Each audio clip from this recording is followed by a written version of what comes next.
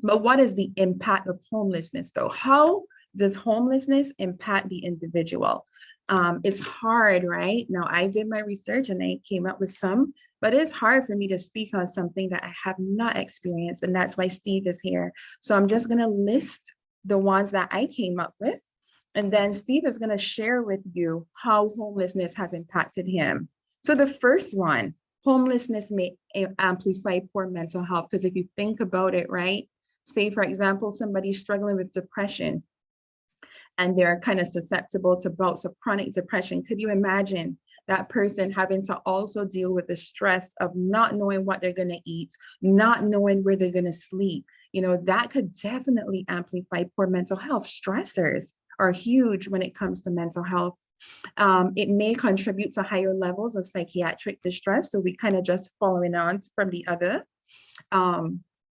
It may lead to increased substance use and decreased levels of perceived recovery in people with mental illness. I've heard some people say, I just didn't want to feel anything. I just didn't want to feel it. And so what that whole coping mechanism sometimes can quickly turn into an addiction, you know, when there's just so much that individual has to deal with. It may encourage fear and sleeplessness. I was sharing, when I was doing this presentation, I always love to involve my clients, right? Because they are the ones who have experienced it. And I got their permission to share some of the stuff that was shared with me. One of the things that they shared was, you got to change your sleep patterns. So whereas we sleep in the night, you know, some individuals experiencing homelessness, they sleep in the day and roam in the night, which is not always as safe either, but that's the best thing they can do because of the fear that someone will do them something in the night, you know? There are increased risk of victimization or violent victimization. You want to survive. And there are some individuals who will ask you to do things that you really don't want to do, right? Just for $5 or for a cigarette or for food. Violent victimization. Some people may say, hey, here's a warm room for you, but you gotta do this. And when you don't, women may be at risk of rape, mental assault. So that's a reality. And of course, increased risk of poor health, because when you are living, when you're transient, it's very difficult to maintain medical services, to find a safe space to store your medications, to be on time with your medications, so your health suffers.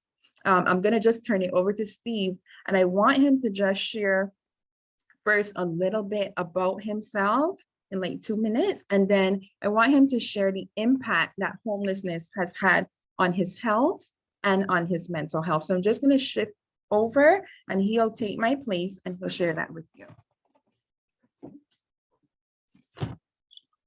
Hello, my name's Steve. Yeah, I grew up in a small town here in Goshen and Bremen. Actually, I was born in Goshen. I spent most of my life in Bremen. Graduated from Bremen Public High School. I had a pretty good life. I worked trailer factories because that's what you do here in this area. It's mostly manufactured housing. Over the years, you know, I made good money, but I injured myself, you know, because in the trailer factory industry, it's very tough on the body, on the people. And it really messed me up because I was, you know, always doing heavy jobs. Well, I got married and I was working in the trailer factory, making good money. Everything was going well. I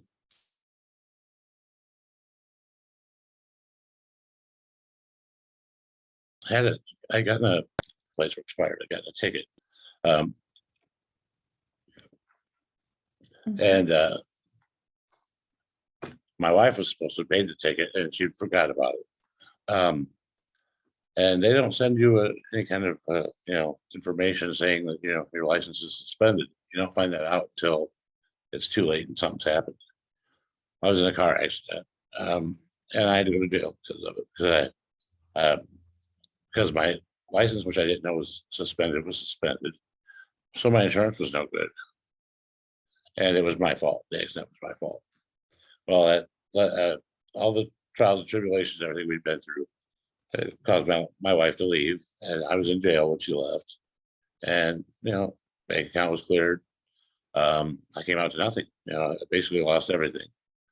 I tried getting back up on my feet, and I started to get there. And then I made some bad decisions. I tried to help my friends out that were in the situation, and it came back to bite me.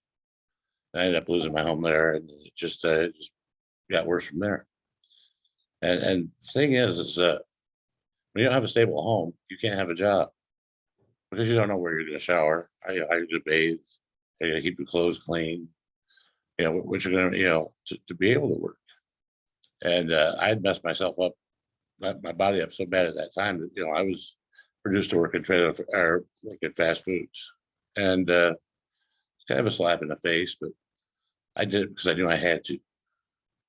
And then I had a roommate, a guy I'd moved in with, him and his girlfriend, and I was paying my rent. They weren't paying the rent, so we were put out.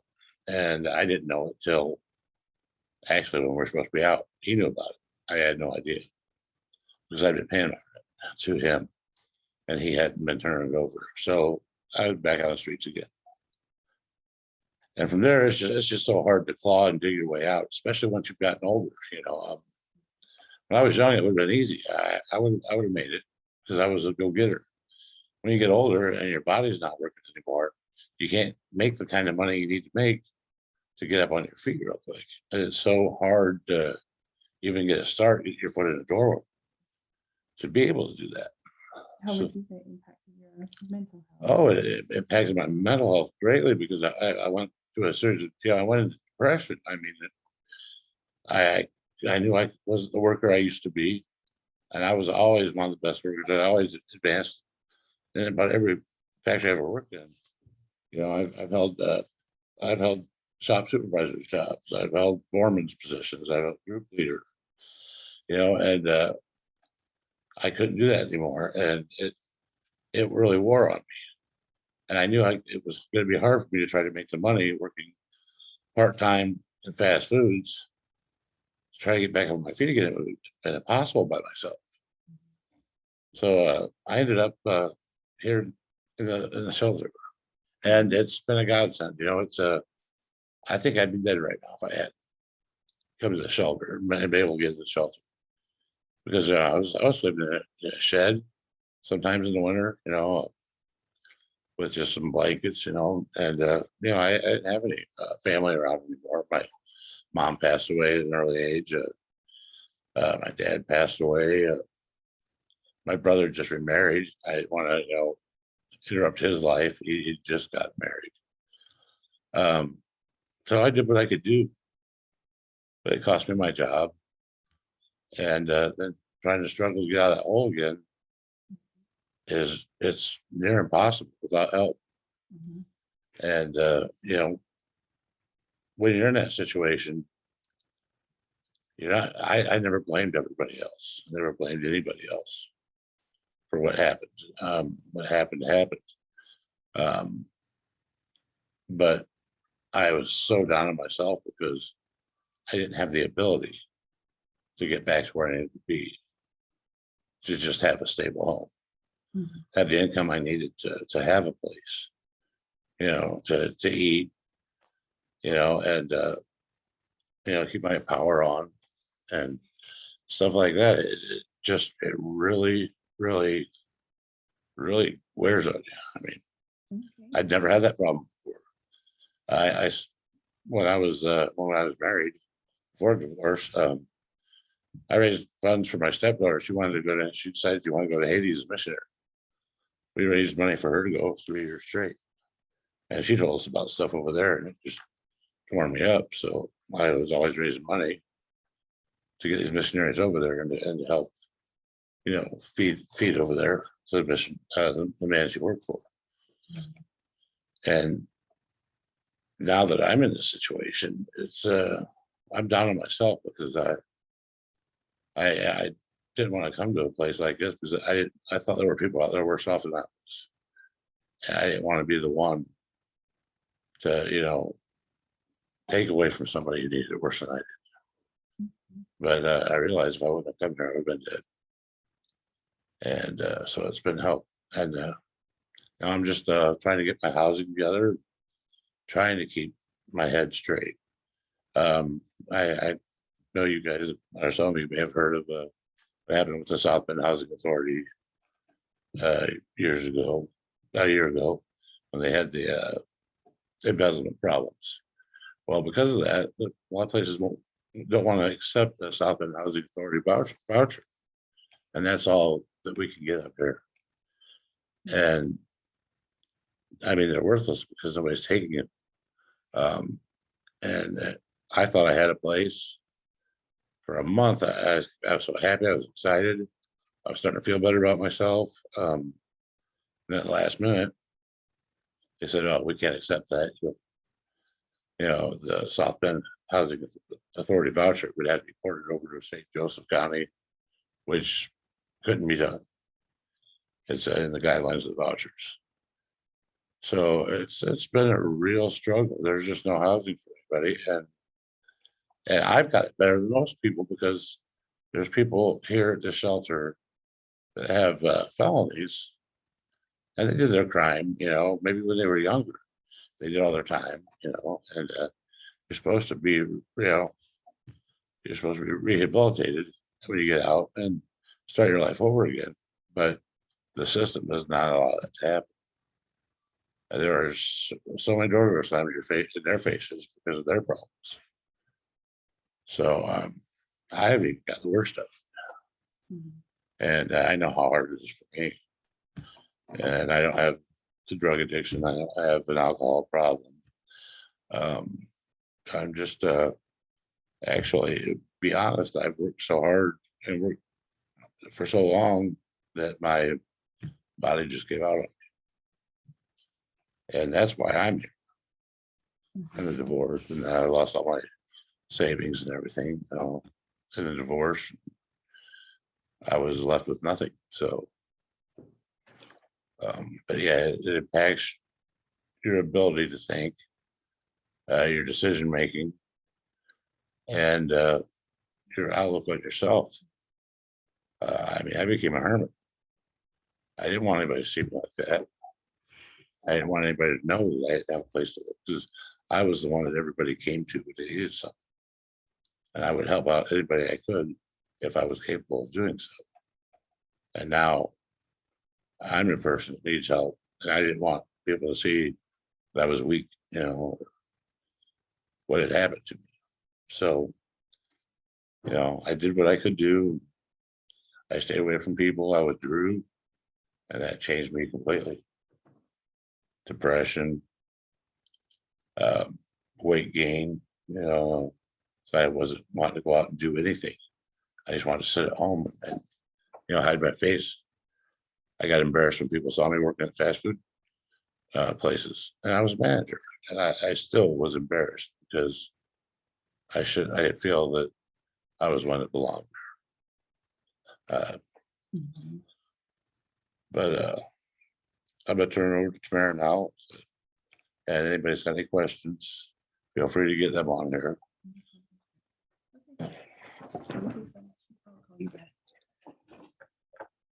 I think we do have a question in the chat.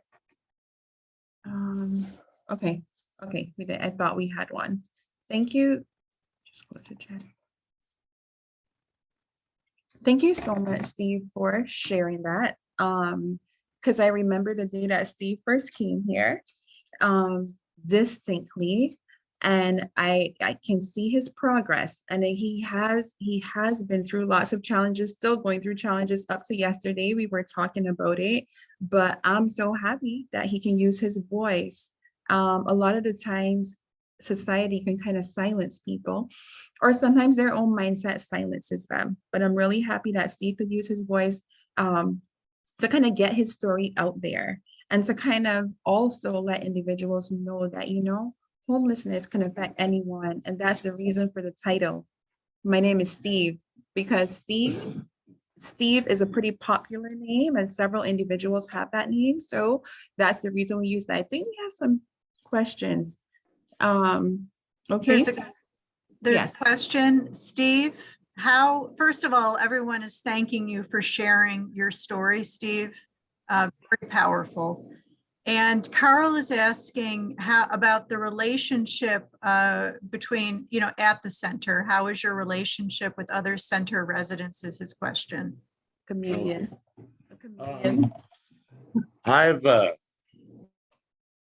I'm always laughing, joking, and then smiling and then picking on people, and I try to keep spirits up. But sometimes that's hard to do, especially this time of year. You get all these, you get everybody in. Everybody's wanting out of the weather, which I understand totally.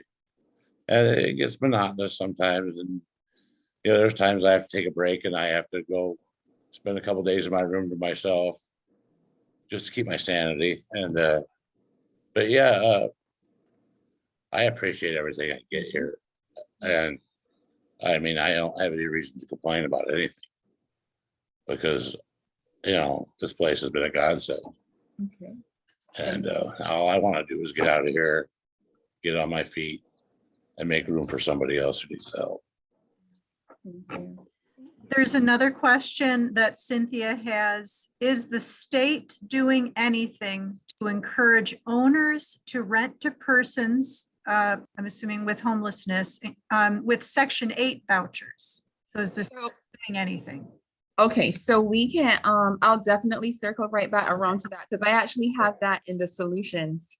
So thank you for that question. I have that, when I say solutions, I have that towards the end of the presentation where what can we do to get involved and to make a difference. So we will answer that. So I have and I saw the other question here from Terry, and I don't know if I'm pronouncing your name incorrectly, but we'll definitely circle right back around to that question as well.